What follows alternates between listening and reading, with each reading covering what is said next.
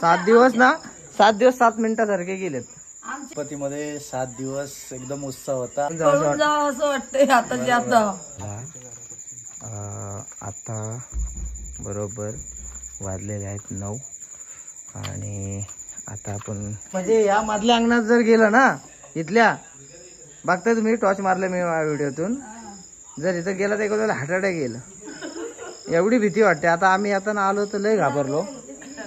आता तुम्हाला आता पूर्णपणे दाखवतो आता इथून कशा प्रकारे काय आहे ते. आपण 7 दिवस ना, 7 दिवस 7 मिनिटासारखे गेलेत. आमच्या अंगणामध्ये असं थोडा हे वाटतं बघा तिकडे कसं छान वाटतं. दाखवूया. कोण कोण म्हणून तिकडे माणसं 10-15 आहेत हो करे. आता मधल्या घरामध्ये पूर्णपणे आपण आता पहिले जाऊ वरती सिद्धिविनायक मंदिराच्या इथं. 7 दिवस गणपती होते, पूर्णपणे वाडी भरलेली होती. 150 ते 200 या पूर्णपणे वाडीमध्ये किलबिलाट होता माणसांचा. आणि आज आपण बघूया पूर्णपणे वाडीचा. चला या. सो आज पूर्णपणे शांतता आहे आणि संध्याकाळचे वाजलेले आहेत 9 वाजले तर पूर्णपणे शांत झालेले. आता मी बरोबर आहे मंदिराच्या तिथे, तुम्ही बघू शकता वरती पूर्णपणे. आणि हे इकडे हे जे बघता आहे पूर्णपणे पार्वतीचं घर आहे. आज बघाल तर पूर्णपणे घरामध्ये कोणच नाही. 2 दिवसापूर्वी घर एवढं किलबिलाट करत होतं, एवढी खिचाट होता इकडे. आज पूर्णपणे बंद. माझ्या ब्लॉगमधून बघू शकतो मी तुम्हाला हर एक दाखवतो. हे बघा इकडे पण पूर्णपणे बंद आहे. जर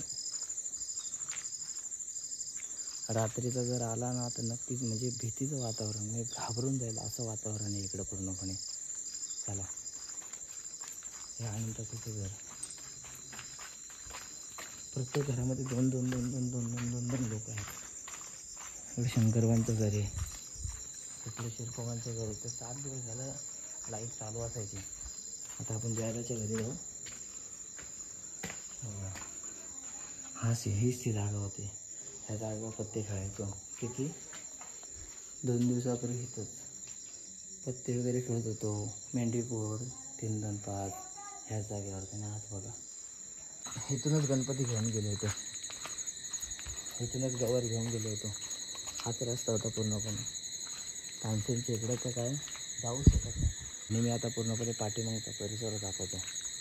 पूर्ण अख्ख्या वाडीमध्ये हे घर सोडलं, आमचं घर जर सोडलं तर तुम्हाला सर्वीकडे घरांमध्ये लाईट बंद दिसते. पवारांचं घर आहे पूर्णपणे. चला आता आपण जाऊया पांडुरांच्या घराकडे. तो बघूया.